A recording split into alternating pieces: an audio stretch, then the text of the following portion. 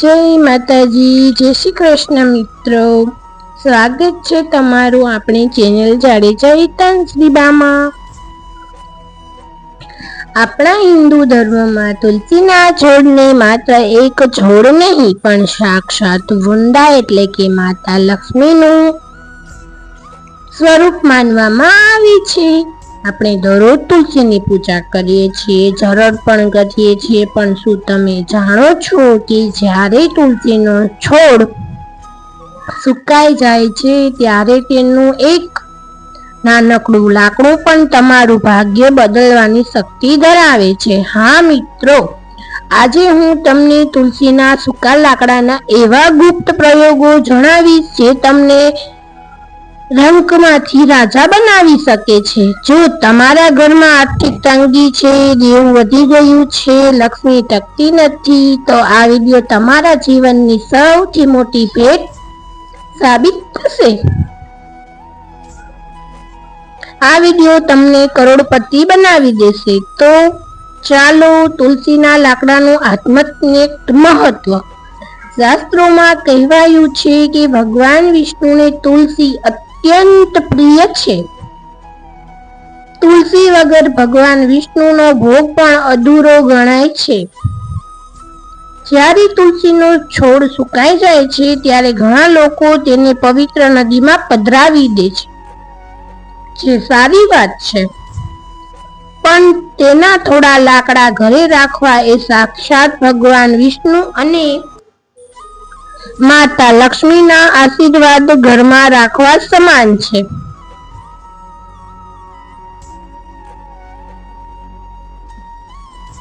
પદ્મ પુરાણ ઉલ્લેખ છે કે જે ઘરની રસોઈ કે પૂજામાં તુલસીના કાષ્ઠ લાકડાનો ઉપયોગ થાય છે ત્યાં ક્યારેય દરિદ્રતા પ્રવેશતી નથી. આ લાકડામાં એવી ઊર્જા હોય છે જે નકારાત્મક શક્તિઓને 100 ગણી દૂર ભગાડે છે. ચમત્કારી ઉપાય: તુલસીનો દીવો. હવે જે ઉપાય હું તમને બતાવવા જઈ રહી છું તે સૌથી શક્તિશાળી છે. કોઈ પણ શુભ દિવસે અથવા દરરોજ સાંજે જ્યારે તમે ઘીનો દીવો કરો ત્યારે તેમાં તુલસીના સૂકા લાકડાનો એક નાનકડો ટુકડો નાખો. આને તુલસી કાષ્ઠ દીપ કહેવાય છે. આ દીવો પ્રગટાવવાથી ઘરના વાસ્તુ દોષ દૂર થાય છે.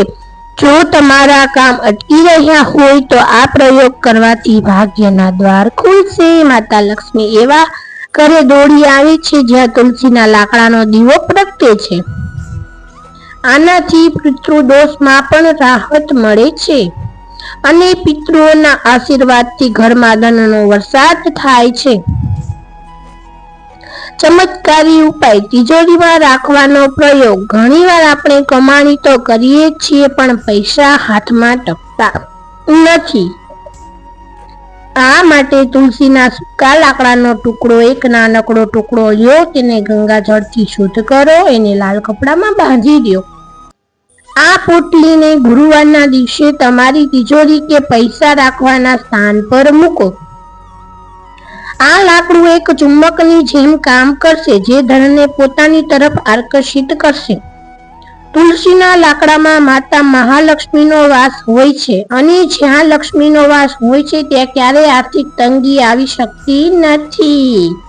તમે જો કે ધીરે ધીરે તમારા આવકના સ્ત્રોત વધવા લાગશે. તમે જોજો મિત્રો, તમારા ધીરે ધીરે આવકના સ્ત્રોત વધવા લાગશે અને તમે પૈસા ગણતા થાકી જશો. શ્રદ્ધા અને કર્મનું મહત્વ. મિત્રો, આ ઉપાયો ત્યારે જ કામ કરે છે જ્યારે તમારી શ્રદ્ધા અડગ હોય. ભગવાન કૃષ્ણ કહે છે કે કર્મ તો કરવું જ પડશે, પણ આ આધ્યાત્મિક ઉપાયો તમારી મહેનતને સાચી દિશા અને ભાગ્યનો સાથ અપાવે છે. તુલસીના લાકડાનો સ્પર્શ પણ પવિત્ર છે. રાત્રે સૂતા પહેલા ભગવાનનું સ્મરણ કરો અને આભાર માનો કે તમારી પાસે જે છે તે શ્રેષ્ઠ છે. હકારાત્મક વિચાર એ જ અડધી સફળતા છે. તો મિત્રો આજે જ તમારા ઘરની સૂકી તુલસીના લાકડાનો આદરપૂર્વક સંગ્રહ કરો અને આ ચમત્કારી પ્રયોગો શરૂ કરો.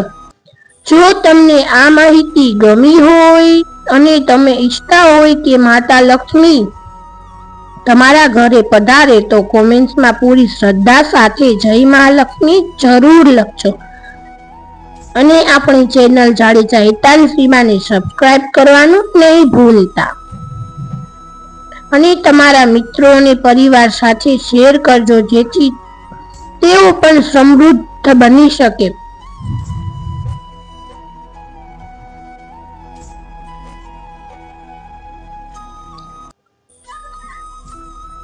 આપણા હિન્દુ ધર્મમાં તુલસીના છોડને સાક્ષાત દેવી લક્ષ્મીનું સ્વરૂપ માનવામાં આવે છે.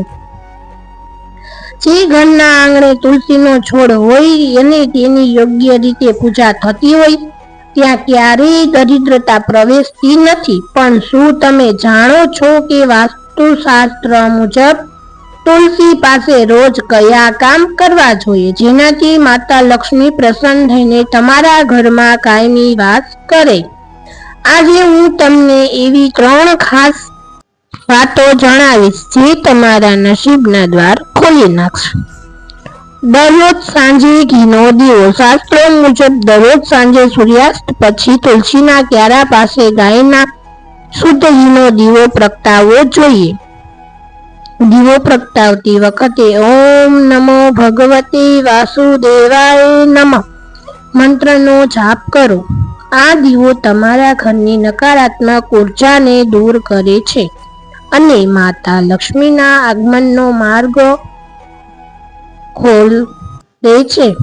યાદ રાખજો, તુલસી પાસે ક્યારેય અંધારું ન રાખવું જોઈએ. તુલસીને જળ અર્પણ કરવું પણ પુણ્યનું કામ છે.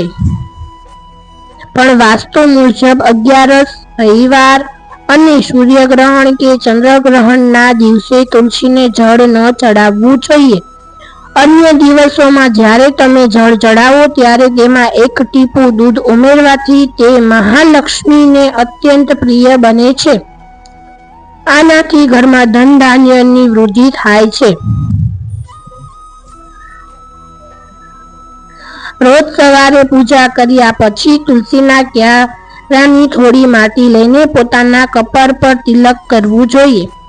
વાસ્તુશાસ્ત્ર કહે છે કે આનાથી તમારું તેજ વધે છે અને અટકેલા કાર્યો પૂરા થાય છે. જે ઘરમાં તુલસીની માટી પવિત્ર રાખવામાં આવે છે ત્યાં ક્યારેય આર્થિક તંગી આવતી નથી.